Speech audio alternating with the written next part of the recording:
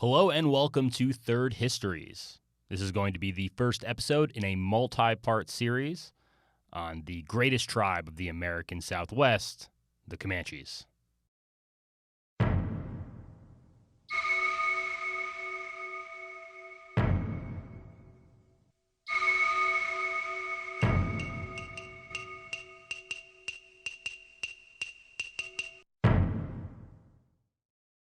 The Comanches call themselves either the Numunu or the Namurna, depending on what spelling you're going to go with. I'm sure that pronunciation is off, but something along those lines is how the Comanche referred to themselves, which really translates to the people. And this is something you see throughout a lot of native cultures, that the name for themselves translates to something like the humans or the people, sort of indicating that people outside of their tribe are not people or not humans. But that's going to be a sort of misreading of the force of that word. But the reason that the Comanches got the name Comanches is because the Spanish encountered them first alongside Utes, right? Another tribe living out on the plains. The Utes are going to call them Comanches, which translates to either enemy or foreigner or, quote, those who fight us in the Uto-Aztecan language. And now that I bring up the Uto-Aztecan language, let's go back even a little bit further to, somewhere in the 10th or 11th century. You have these Uto-Aztecan speaking peoples who are living in what's known as the Great Basin region of the United States. Basically all of Nevada, parts of southern Oregon, eastern Utah, this large geographic area known as the Great Basin. Now, one branch of the Uto-Aztecan speaking peoples will migrate south into Mexico and then the Valley of Mexico, the Central Valley in Mexico, and will create the great civilization, the great native civilization of North America, the Aztec Empire.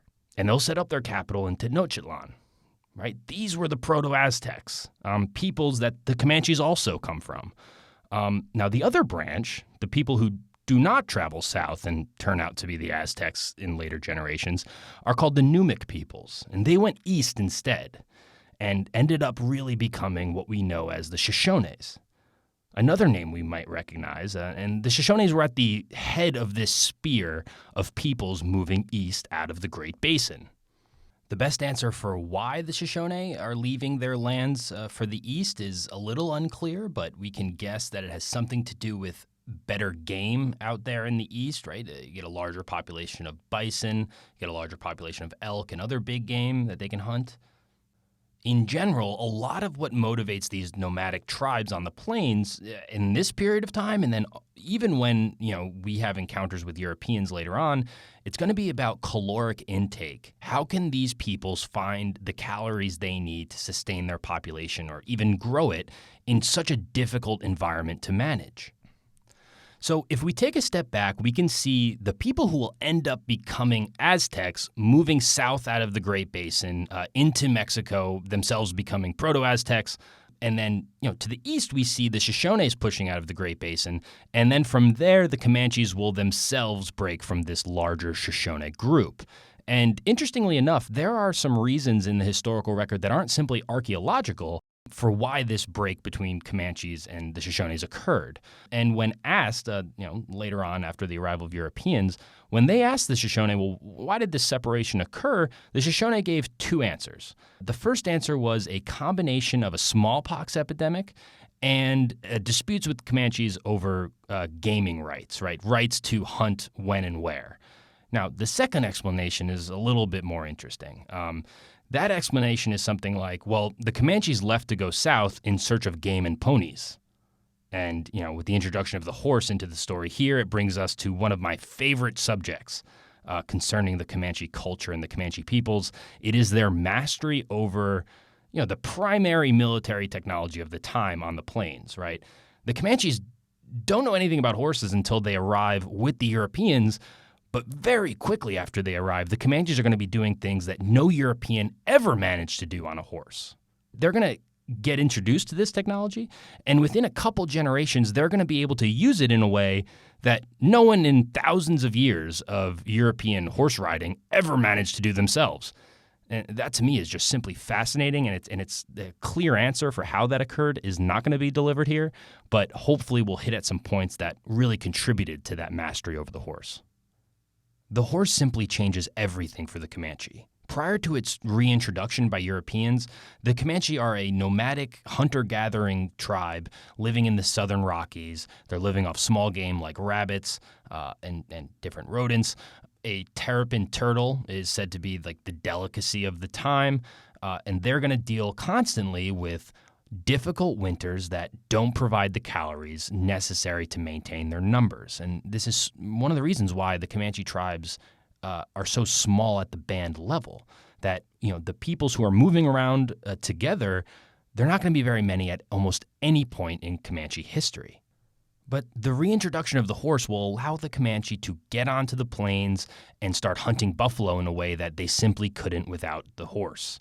It's also going to allow them to create an economy around the horse that no other Native American tribe will be able to match. They're going to own more horses than all their neighbors combined practically, and they're going to use that to their advantage, as horses are about as valuable of a thing as you can have on the plains. So let's dive a little deeper into this issue and this subject of the horse. So I keep saying that the horse was reintroduced to North America by the Spanish, and the reason for that is because the modern-day horse's ancestors have fossils that they've left behind in the United States proper, right? In Wyoming, we find these fossils a lot of the time. So the horse did exist in North America, but went extinct about 10,000 years ago, roughly speaking, along with all of the other megafauna that used to, roam the plains of North America. Now, the horse that the Spanish bring to the New World is going to be different from a lot of the other horses used by other European peoples, coming into North America. The Spanish are going to bring with them the Iberian Mustang, and though this horse was not genetically adapted in any way to North America, the Spanish could not have picked a better animal to use to get around in this new climate they find in Mexico and Texas and New Mexico. This horse was really built to live and operate in northern Africa. This horse makes its way to Spain in the first place as a result of the Moorish invasion of Spain, and a lot of the men who end up becoming conquistadors live in places like Salamanca that are very hot and arid places where horses built for North Africa can really thrive. Unlike the other horses brought by other Europeans, the Iberian Mustang can live off grass alone, doesn't need water as frequently, and can go miles and miles and miles and miles without needing a break. So the Spanish are going to arrive in the New World with this perfect horse, at least for the New World, and they're going to know immediately that they should not really let the natives figure out how to ride these animals and how to breed these animals. But they're going to fail, right? If you start bringing this new technology into this new place, people are going to notice how valuable it is, and they're going to do everything they can to get their hands on these horses. So while the Spanish kind of keep horse ownership and horse breeding under wraps for a long time, by the 1650s, the Spanish are reporting that Apaches are using these horses to raid their settlements in New Mexico. 9 years after that, in 1659, the Spanish are going to report that the Apaches have driven off 300 horses on one raid alone. So very early on, we see at least the Apaches appreciating what the horse can do for them. And this is really our first opportunity to talk about how the Apache can influence and change Comanche history, because as we're going to see, the Apache will play a significant recurring role in Comanche history. At the beginning, they're going to fight wars for the same reasons peoples generally fight wars. It's going to be over resources, it's going to be over land, but over time, it seems to evolve into something a little more personal. Right? Later on, you're going to see a treaty drawn up by the Texans with the Comanches, and the thing that the Comanches want assurance of is that this treaty is not going to stop them from killing and going to war with Apaches. So these two groups are going to develop some hostility between each other, but it's funny that at the beginning, at least, the Apache play a role in allowing the Comanche to get tons and tons of horses. And that's because the Apache are going to play somewhat of a role in what's known historically as the Pueblo Revolt. So in order to understand how the Apaches play a role in the Pueblo Revolt and how this revolt plays a role in our larger story about the Comanches, and then more specifically about the Comanches getting horses, I think we should understand a little bit about who the Pueblos are. Now, first, Pueblo is really an umbrella term that is used to describe a number of different linguistic groups, some different cultural groups that are living at this point in history. This is the 17th century in Arizona, New Mexico, these types of places in the Southwest. What distinguishes these people, and really what allows the Spanish to subjugate these people pretty fully as compared to other Native American groups, is that these are going to be agrarian societies. These are going to be people who are not used to getting up and moving everything they own from one place to another throughout the year based on different seasons or the changing herds of bison. So the Pueblos don't really have the option that the Apaches, the Comanches, the Cheyennes, that all these other more nomadic groups have of just picking up and leaving once the Spanish show up with their priests. The result of that is going to be the Pueblos being subjected to what's known as the encomienda system. And we should note that technically Spain has a law against slavery, and this extends to its holdings overseas in the New World as well. So Spanish conquistadors and the men who advance into what is now the United States aren't technically allowed to hold slaves. Yet there is this encomienda system, which is somewhat similar to a feudal state in Europe, except technically the Native Americans are not supposed to be tied to the land like serfs in Europe during the Middle Ages were. So what this typically ends up looking like in the New World is a military leader leading a usually small group of soldiers into some new territory in the New World, and then finding some land they want to take over, taking over that land, and then the leaders of that expedition will then get to allot encomiendas and different plots of land and give them away to basically their political allies. Not surprisingly, this means that the best land that Native Americans have in any territory that faces this type of treatment is going to be taken away from them and given to their new rulers. This is just going to be one seed of this revolt that ends up kicking off in 1680. And that other seed that we've already touched on a bit is Christianity. So this means that the Pueblos are going to be fully subjugated, and the Spanish are going to go full steam ahead in trying to Christianize this population. And, we don't need to just know about the Pueblos to know that many populations react really negatively to the one tossing out of their faith and the implementation of a new faith. Now, the Christianizing process that the Spanish implement in the Pueblos territory, most historically literate people are going to see that and understand, okay, that makes sense that a revolt occurred somewhat in response to this Christianizing mission. But there are going to be a couple other reasons that might be a little more interesting or unique for this circumstance that play a role in the revolt. At the top of the list is, we have to remember, the Spanish don't only just bring guns, germs, and religion to the New World. They bring cows, chickens, and sheep, too.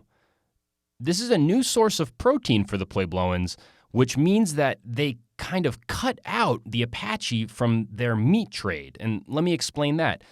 The Apaches can go and hunt protein, right? They can hunt elk or buffalo very easily in their territory, but the Pueblos can't. The Pueblos, though, like we said, are agrarian. They can grow corn. So a lot of the times the Pueblos will trade corn for Apache meat. But like we said, the Spanish have introduced cows, chicken, and sheep, an alternate source of protein for the Pueblos. So what typically ends up happening when a raiding society like the Apaches stop getting what they need from a more sedentary society on their borders, we can see this all throughout history. The Apache are going to simply raid the Puebloans and take what they need, and the Spanish are going to do a remarkably poor job of protecting these new Christian peoples, or at least peoples that they think are Christian. What the Pueblos think of themselves might be a little more complicated. The Spanish are going to do a poor job of protecting their new subjects from these Apache raids, and they're also going to preside over a famine and a drought, as the famine really results from the drought. So, think about, from the Pueblo perspective, what Christianity has done for you. As soon as your faith gets tossed to the curb and Christianity is installed as the new reality of this world, well, you get hit with Apache raids, which means that some of your people are going to be taken as slaves. The Apache are also going to, on these raids, kill any food source that they come into contact with. So this means if you have a bunch of cattle grazing outside of, your farm and the Apaches come through, they're just going to kill the cattle that they can't take off. To make matters much worse, there is the most significant drought in this region in 1,000 years. That takes place between 1664 and 1678. Right after this drought subsides in 1680, there are going to be 2 nights over the summer where we get like sub-freezing temperatures that kill off all the crops. So a number of factors are all coming together. And when we have a quote from a Franciscan who is, with the Spanish working in this Pueblo territory, and he's going to describe the scene around him. This comes from Matthew Liebman's book, Revolt, an archaeological history of Pueblo resistance. And this Franciscan says the following, quote, "This kingdom is seriously afflicted, suffering from 2 calamities, cause enough to finish it off, as is in fact happening with the greatest speed. The first of these calamities is that the whole land is at war with the very numerous nation of the heathen Apache Indians, who kill all the Christian Indians they encounter. No road is safe. They are a brave and bold people. They hurl themselves at danger like people who know not God, nor that there is a hell. The second calamity is that for 3 years no crop has been harvested. Last year, 1668, a great many Indians perished of hunger, lying dead along the roads, in the ravines, and in their hovels. There were pueblos, like Las Hermanas, where more than 450 died of hunger. The same calamity still prevails, for, because there is no money, there is not a fanega of maize or wheat in all the kingdom." End quote. This is going to be an intolerable situation for the Pueblos to deal with, and as you start creeping closer to this 1680 revolt, the Pueblos start to realize that the use of force can have some utility here. Most specifically, in 1675, there's going to be something that is referred to in the historical works I'm using for this show as a bewitching. There's going to be a bewitching of a bunch of Spanish priests. Apparently, they're going to come down with some incurable sickness. And, what's interesting is that the Spanish, some peoples we don't think really want to lend a lot of credence to the Pueblos' natural religion, they're going to hang a lot of the alleged bewitchers in public in Tewa. This is going to be the place from which the next revolt really emerges with a man called Pope. Pope's going to wind up locked up as a minor figure in this bewitching incident, and a bunch of Puebloans are then going to storm the local governor's house and demand not only Pope, but dozens and dozens of other Pueblos' release. And this is going to be one of the first moments where the Spanish capitulate to Pueblo demands. And the Pueblos, Pope included, won't forget that. Sometime after Pope's release, he's going to head up to Taos, which is in the upper reaches of northeast New Mexico, and he, from there, is going to orchestrate a revolt. And the way it's described in the sources that I'm using, he basically is hanging out in what's called a kiva. And what this looks like, I really encourage you to look up a picture when you have a moment. It's basically this underground circular most of the time structure.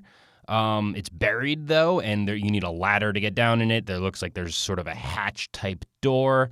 And we're told that, these are typically used for political meetings or at times religious meetings or sometimes a combination of both. But the scene you end up really getting out of this is this idea of this political revolutionary or soon-to-be revolutionary hiding out in, the Badlands of his territory and, in a underground sort of hideout, he's going to orchestrate all of these revolts that are going to culminate in what's known as the Great Pueblo Revolt of 1680. He's going to send out messengers who will go from Pueblo to Pueblo, basically these different towns with different peoples, where he is going to distribute ropes which have a certain number of knots on them. Each time a rope is received, the number of knots on the rope will tell that local population how many days there are until the revolt. Each day they're supposed to wake up, untie a knot, and see where they are. Maybe a new rope will be sent out if need be. And it seems like it needs to happen because something that typically happens with these Pueblo revolts is that the Spanish end up finding out. Right? This Pueblo revolt of 1680 is not the only one that occurs. As we just said, one happens 5 years before that. a lot of times the Spanish are going to figure out what's going to happen before it does.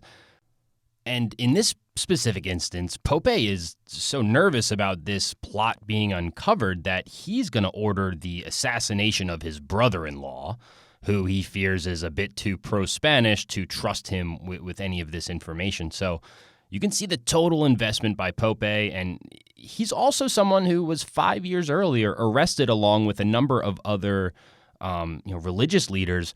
He avoided this particular fate, but many of those other political leaders were hanged. So the cards are on the table. Pope understands that this is a life or death scenario, not just for him, but for many Puebloans who are going to risk their lives in this revolt soon to come. It seems like the plan is for this revolution to kick off at some point in mid-August 1680. But as Pope will learn, some of his messengers sent out of Taos will be intercepted not by Spanish officials, but by Native Americans, Puebloans, put into politically powerful positions by the Spanish. So they're going to figure out that there's a plot to overthrow Spanish rule in New Mexico, and they're going to deliver this information to the governor of Santa Fe, a man named Antonio de Odermine. Odermine is going to send out, pretty quickly, he's going to send out messages to, we need to defend the Pueblos. Any Pueblo governors out in the countryside, you need to prepare yourself for what's about to come. But, either the messages were sent out too late or they never arrived, because on August 9th, the revolution kicks off, and it doesn't appear like any single Pueblo is ready for what's about to come. At the beginning, this revolution will look like these small towns on the northern frontier of New Mexico, or at least the New Mexico territory that the Spanish are holding. These towns are going to rise up. You're going to see the one or two priests in that town killed. The couple soldiers stationed there with them are going to be killed. In some places, they will stone them to death. Everywhere, they will burn the churches and destroy the insides of the churches, usually before they do so. In Taos, this seems to be the most catastrophic event on the northern frontier. In Taos, 68 of the 70 Spaniards that are there will be killed. And pretty quickly, Odermine is going to realize from Santa Fe that he is losing the northern frontier, and he is calling for more troops to come down to Santa Fe to protect the capital of this region. But by this point, the roads are getting closed off by Pope's men, and these messengers won't arrive. Even if they did, it's hard to know if they would save the Spanish colony. But either way, there is a large group of Puebloans, led by Pope and his men, making their way from the north down south, and their plan is to hit Santa Fe and kill every Spaniard they find. Liebman, in his book Revolt, will describe the scene on the northern frontier at the end of this first day. He will describe the successes of this Pueblo revolt on the first day like this. Quote, "By Saturday afternoon, mounted squadrons of Pueblo men were scouring the countryside, gathering horses, cattle, sheep, and property from the houses of the Spaniards. At Santa Clara, Tewa, and Jemez, warriors piled the spoils of war in the plaza, divvying up the Spaniards' effects. They set up sentries on the main roads, intercepting the straggling colonists who had survived the initial uprising and were now desperately scrambling to Santa Fe to seek shelter inside the governor's palace. By nightfall, the roads and fields of northern New Mexico were littered with the bodies of the fleeing Spaniards." End quote. A few days later, a body of this resistance, a group of Pueblos led by a man named Juan of Galistio, is going to make its way only 2 miles outside of Santa Fe, and Odermine, rather alarmed, is going to want to counsel with him, right? He's going to call for him to come into, the city, and they are going to negotiate some kind of resolution to all of this. Galistio comes in with a lot of his men. They are armed. He is also carrying 2 crosses, one white and one red. The white cross, we will soon learn, signifies the Spanish leaving all of New Mexico, not just Santa Fe. And the red cross means if they don't leave and elect the white cross, well, the Pueblos are going to kill all the Spaniards. Those are the cards on the table at this moment from the Puebloan perspective, and you can see just in these negotiations that the Pueblos are very confident in their position. We're told that once Odermine says, "Oh, I am willing to pardon all of you Pueblos, and your crimes will not be punished," they start blowing trumpets in his face, they start ringing the church bells, and soon after that, they start burning the churches down in Santa Fe. Odermean will order his soldiers to attack, and it seems like at first that the attack goes pretty well. The Pueblos, who are in the midst of burning down houses and churches, will hold themselves up in the remaining houses that they haven't burned down yet, at which point the Spanish will start burning them down in order to get these holed-up Pueblos out of there. But as this is occurring, we're told that another large contingent of this, resistance force will show up in Santa Fe and come to the aid of the Pueblos, thus forcing the remaining soldiers and this governor back into his, what they're calling a palace, but really his stronghold that he has there in Santa Fe. And the effect of going back into the palace behind their, larger walls that they have, the effect is you're just going to give the Pueblos more time to amass their forces. And pretty soon, only a couple days later, there are 2,500 Pueblos outside of Santa Fe or in the town sort of skirting this palace that the governor has, and they're burning down everything. And eventually they realize, let's cut off the water supply. There are dams and irrigation systems that supply the palace with water. Pretty soon these will be cut off. You're going to dehydrate not just the people, but their food sources. The animals begin to die without water pretty soon, a few days after this. So basically, Odermean and his people realize their only chance is to use whatever force they have and just punch a hole through this line of Pueblos just outside the gates.